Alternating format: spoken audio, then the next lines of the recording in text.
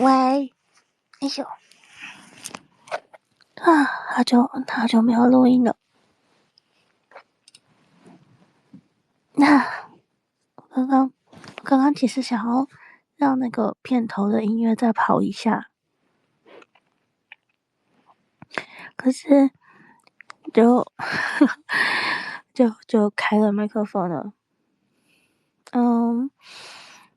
我最近有点咳嗽，所以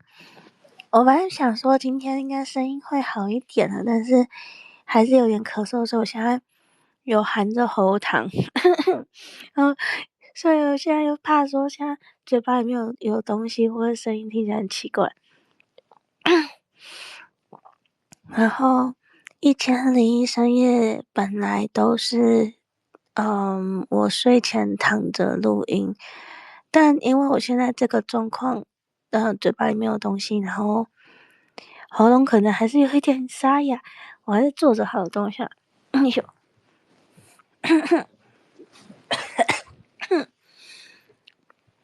Hello，好，谢谢你来收听。那我今天这个算节目吗？就是睡前的谈话，然后好久没有录音了，我前阵子在咳嗽，所以就好久没更新，有点想念录音的时间，所以现在虽然还是有一点点，声音还是没有完全恢复，但我很想要讲话，所以就还是决定今天开直播了。那1001深夜这个系列，它主要是响应我的朋友阿修罗赖爸的一个音声计划啊！我现在很怕，我现在嘴巴里没有喉糖，会有那个口腔的声音。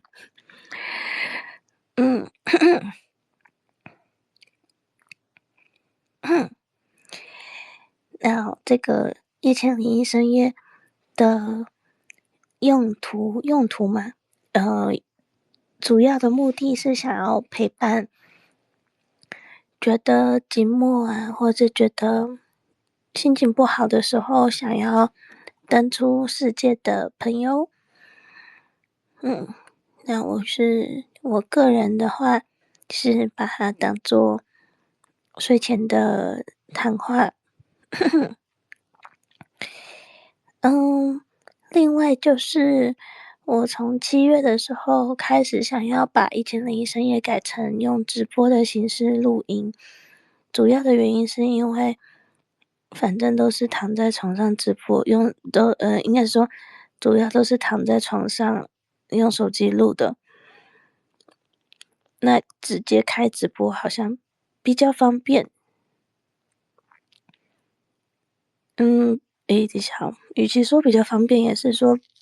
一种新的方式，然后也想要减少一些工作流程嘛，因为如果是用手机录音的话，会觉得好像自己有必要把录音品质或者是后置的部分做得更好，但又是因为躺在床上的状态，其实不管怎么样都不是很理想，所以干脆改成直播。那1001深夜的，我发现我标题是不是打错啊？我改一下，少了一个字呀。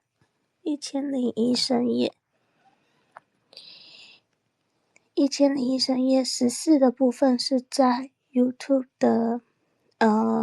直播档，然后发现 YouTube 开手机直播的品质很不稳定，所以就改来推特直播了。等我一下哦，清一下喉咙。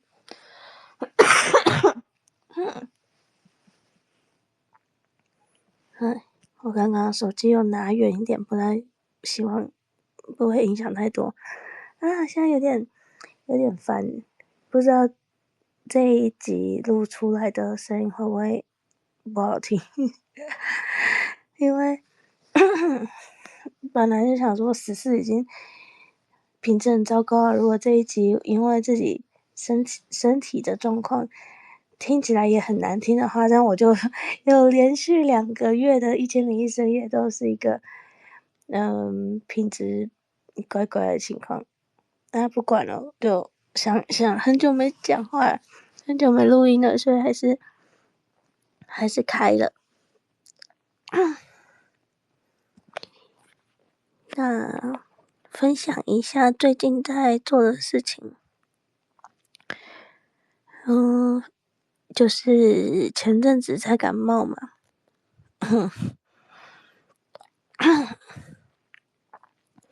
那在更之前的话呢，6月的时候有完成了一个广播剧的编剧的课程学习，然后我的作品有幸被选为就是编剧班的广播剧录制的作品。那这个广播剧录制的工作慢慢的在推进当中，所以今年应该有机会可以发表出来，就它只是一个短短的故事啦，不是一个长篇的剧情。因为前阵子广播剧那边的老师也很忙，我自己也生病，就没有一直推进这个工作的进度，是一直到这个礼拜才开始有新的进展。还蛮期待，但也蛮紧张的，就是以前我的作品主要都是自己写嘛，然后音声的部分也是自己写自己录嘛，或者是说自己写了女性向的作品，就是男传的作品给别人录。但第一次是我自己的故事，然后要请专业的配音老师去录成故事，就还是好紧张哦。那时候看到配音老师传过来他的试音的档案，就觉得哇，天哪，我有点不好意思点开来听，因为会觉得就是我没有认真的去想，就我当然在写作的时候有在想说，哇，这个是要呈现给演员的剧本，但真的演员要开始演的时候，我又觉得有点紧张，他说天哪，我真的要把这个东西变成另外一种形式呈现出来，这个作品呈现出来，就是有一种有一种很不真实的感觉吧。觉得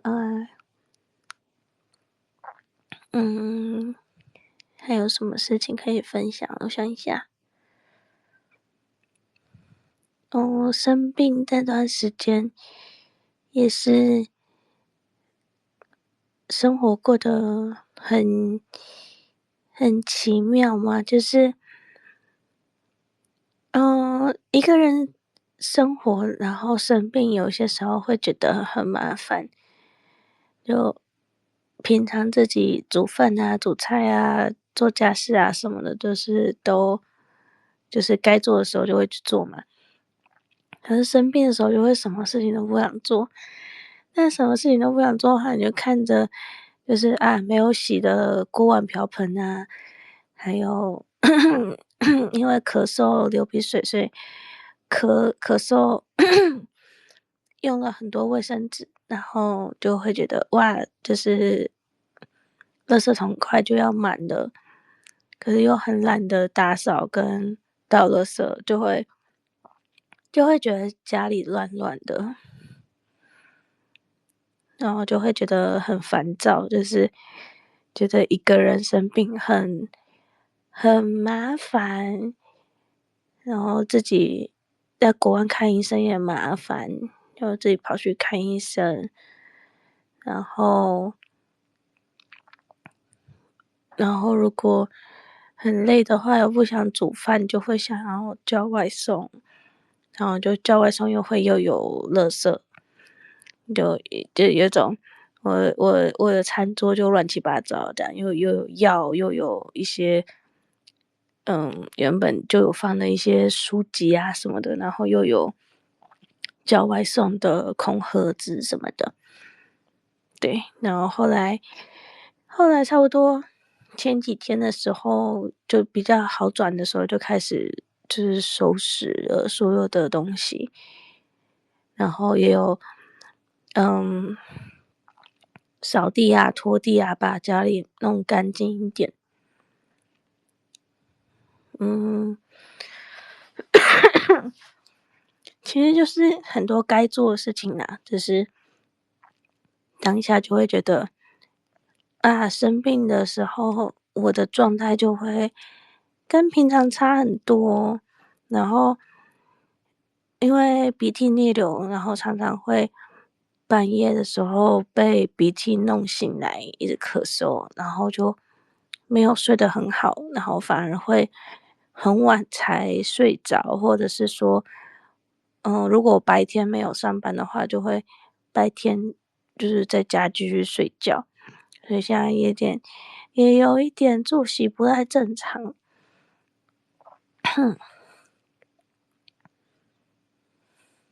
哎，又有鼻涕，嗯，就会觉得这种时候一个人住好烦躁。当然也不是会觉得说啊，以前如果住在家里的话，就有家人帮忙照顾什么的嘛。对，这种时候就会比较想家，但是又会觉得啊，我都这么大了，怎么还要家人照顾什么的？嗯，大概就是会想到这些。然后也会想到一开始自己出国的时候，因为我这个鼻涕逆流的毛病蛮久了，就是每年大概都会出现一次吧。通常在台湾的时候，就是那种9月、10月啊，大概天气有点变化的时候，然后出国的时候也是差不多4、5月的时候，这种，嗯，春天嘛，就是那种也是季节变换、天气变换的时候会出现。所以这次8月生病，我也是觉得很奇妙，因为就夏天啊，就很热啊，所以没道理在一个天气比较趋于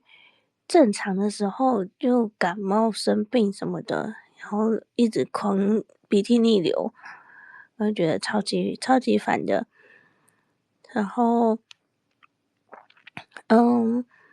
我家又没有冷气，所以我感冒那段时间，我觉得是有一点点发炎嘛，所以就是睡觉的时候，身体会有在跟病毒、细菌，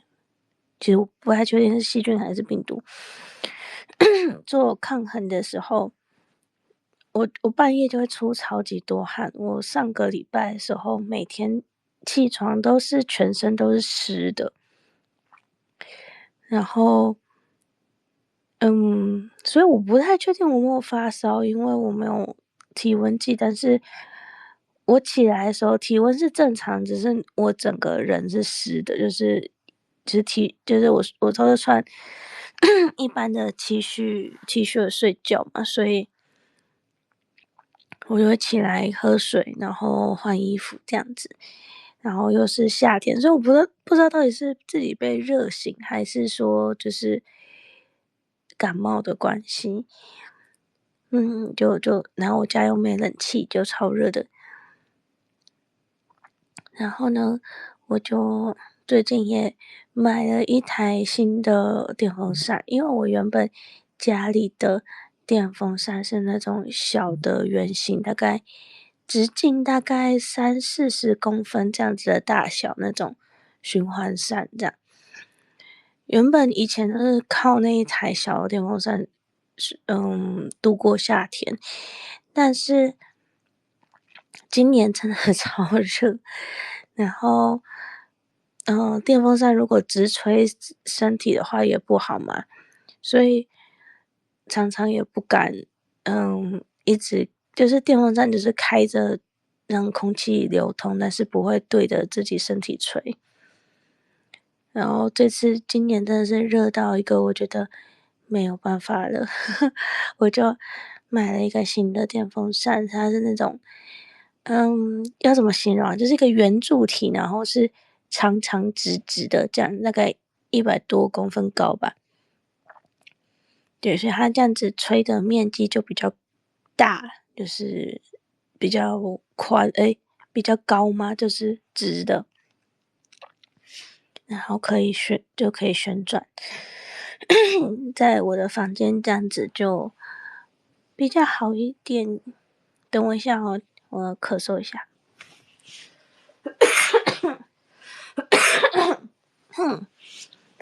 对，所以今年花了一个额外的钱，除了对，我觉得生病也超花钱的，在国外看病啊、吃药什么，我觉得也是很花钱，所以8月初就莫名其妙花了一笔钱。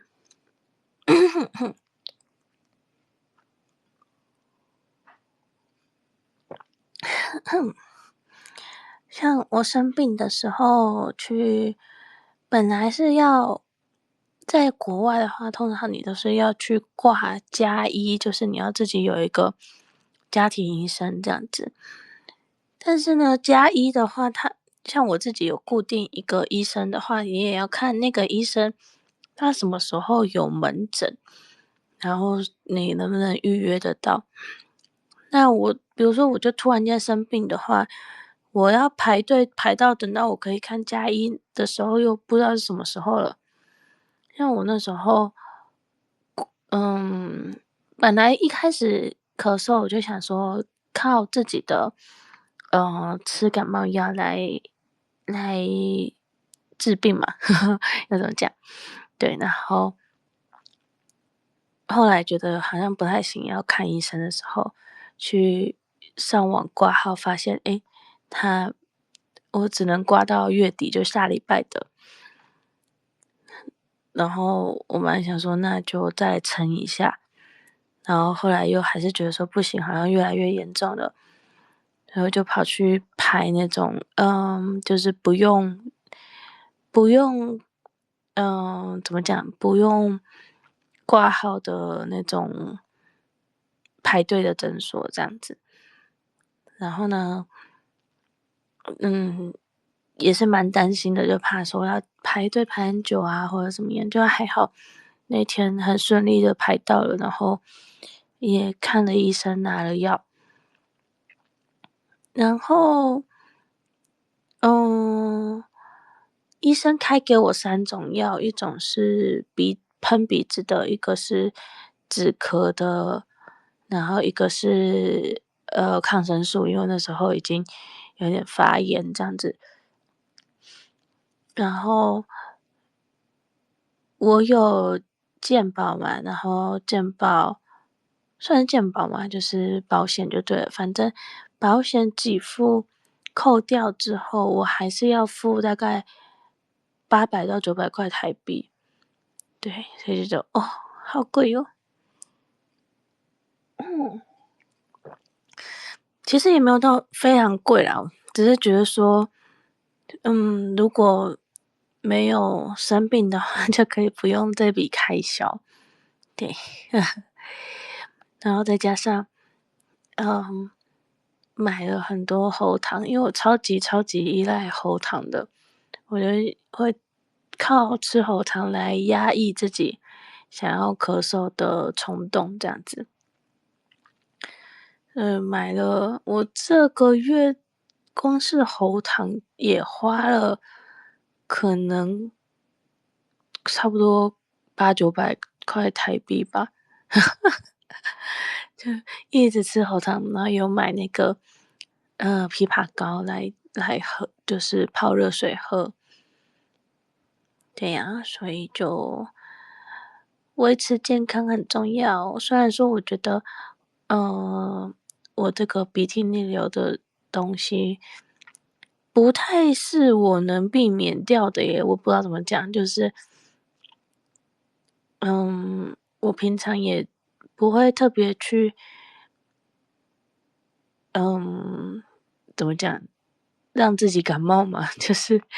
还是蛮注重，就是不要让自己着凉啊等等的，但还是还是鼻涕逆流，因为我觉得可能跟天气变化还是比较算有关系的，过敏的体质吧。对于鼻子的部分，就超级讨厌，会觉得说为什么鼻子跟口腔要是可以连通的啊，就我很好奇上帝或是神明，或者是，老天爷在创造人类这个生物的时候，为什么要把鼻子跟嘴巴跟喉咙应该说嘴巴跟喉咙是正常的啊，但是为什么鼻子要跟耳朵跟嘴巴是可以连通的？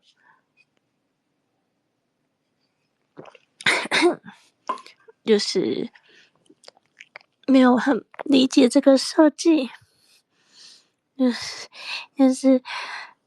那个你可以感觉到鼻涕进到口腔，或者是说它正在鼻子跟口腔上面嘛，要怎么讲啊？就是对啊，这个位置要怎么讲啊？就是鼻子通嘴巴这个位置，就可以感觉到鼻涕卡在那边，感觉超级不舒服的。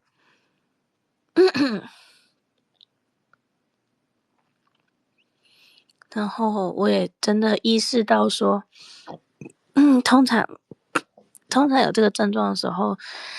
开始吃感冒药已经没有用了，就是因为鼻子整个就是塞住的情况，所以还是得去，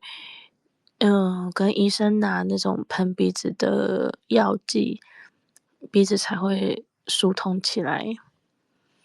嗯，结果这一集都在讲，你生病的事情。我还记得就是一开始出国的时候，自己也会有鼻涕逆流的时候嘛，然后就会咳嗽。然后我记得那时候我还在学校上学，然后那天就开始在咳嗽的时候，还有流鼻水的时候，也是蛮突然发生的。然后那天没有戴口罩，或者是身上卫生纸，就是我自己会随身带面纸，但是已经用完了。然后可能我那天跟同学在做报告要开会，我就一直用我的袖子，就是掩盖住我的鼻子跟嘴巴这样子，因为我不想要就是影响到别人。然后那时候有个同学，他可能比较晚来，我忘记是为什么，就是可能工作还是什么的。然后他一进来就是看到我一直就是捂着嘴巴这样子，他就说很抱歉问大家说，哦，难道我是身上有什么味道吗？就是为什么要一直盖着嘴巴？然后我就说，哦，没有，是我有点感冒，但是我不想要就是影响到大家咳嗽啊，就是什么的。对，那个时候是在疫情开始之前，就是很久之前的事情了。所以那时候，国外也不流行戴口罩，就是如果你在国外那个时候啦，现在还好，现在如果路上你看到有人戴口罩，也不会觉得怎么样。可是在疫情之前呢，如果你在国外，嗯，戴戴口罩的话，别人可能会觉得你很严重，就是通常是要在医院生病到很严重的程度的人才会戴口罩。就一般感冒什么的，国外的生态是没有习惯在戴口罩的。对，所以，嗯，但我觉得啦，就是戴口罩就可以保护自己，也可以保护别人嘛。所以，我那个时候隔天上学的时候，我就开始戴口罩，然后也还好，就没什么人就是用异样的眼神看我，或是抱怨这样子。所以倒是蛮幸运的。我一直觉得关于这一点，我一直都还蛮幸运的，因为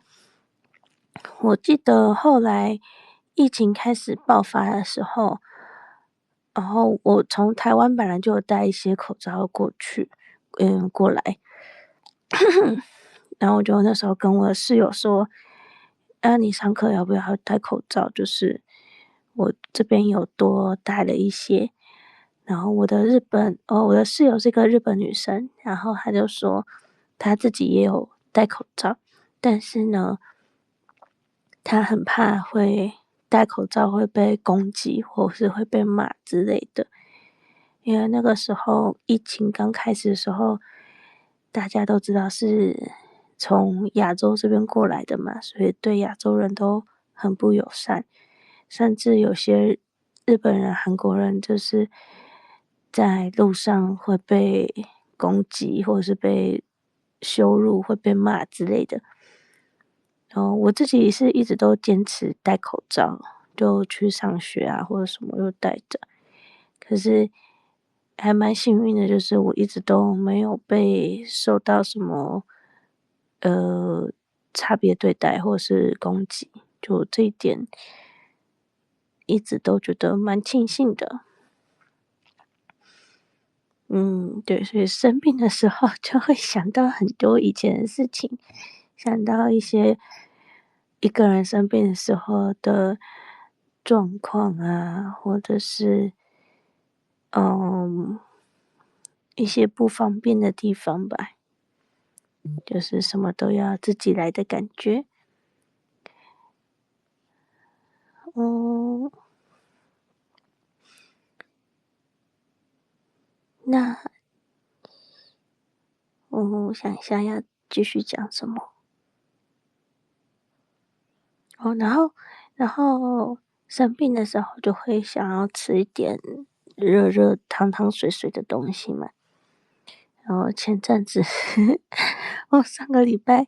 就点了那种算是台式小火锅嘛，点外送。因为我那时候真的是已经懒得煮东西了，然后那个台式小火锅就我是点番茄汤底的，然后它还蛮大一碗的，它送来的时候就是，有一碗是算是主食嘛，就是还是配冬粉，然后有高丽菜啊，一些其他的蔬菜等等的，然后还有2个小碗，就是有番茄汤跟火锅料这样。然后呢，我会点这个的原因就是我通常点外送都是要点那种正在打折啊，或者是正在买一送一的餐，因为我这样子才会觉得比较划算。我会觉得外食很贵，然后我通常都也会给外送员小费等等的，所以其实这样子花起来就会觉得很不划算。但是呢，也不能说不划算啊，因为毕竟就是，你外带的食物对你来说就是省去了煮饭的时间跟买菜的成本，的时间成本嘛，所以其实对我来说就是省去了自己煮饭的时间。那我还是会希望说，不要花太多钱在餐厅上面嘛，因为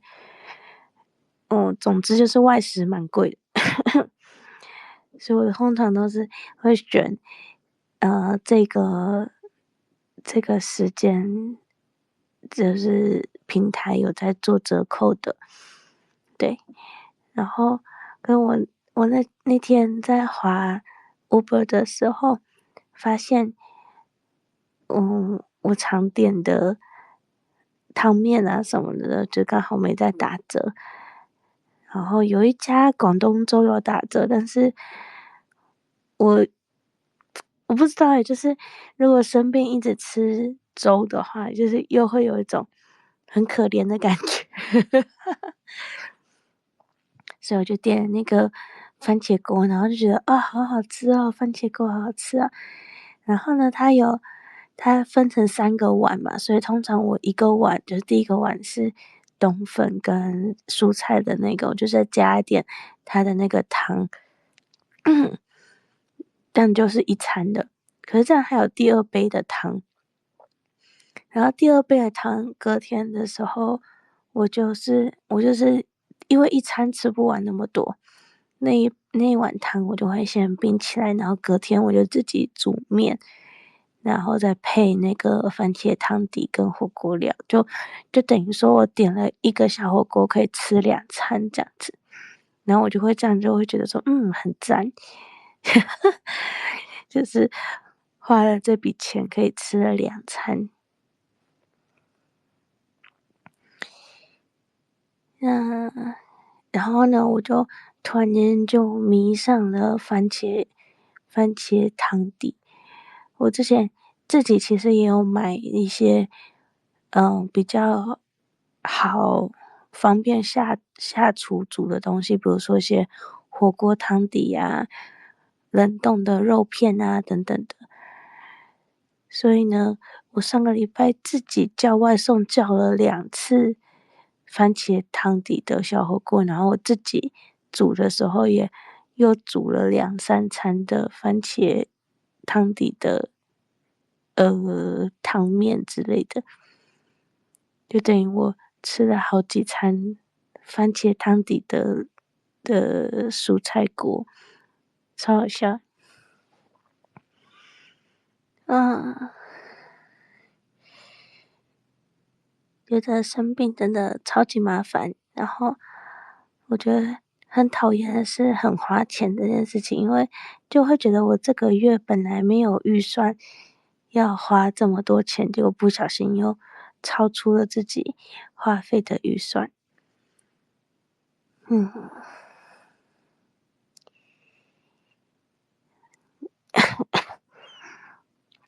那接下来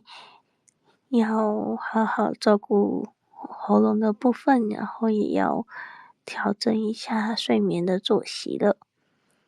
今天的直播大概就讲到这里。天哪，我的声音快速破音，嗨，谢谢你们来陪我，然后，我这集稍后再自己听一下吧，我不知道到底要不要存下来发到别的地方去。如果声音品质还可以的话，应该会把档案存下来，转到 YouTube 跟 C 上面。那就到这里喽，谢谢你们来听，拜拜。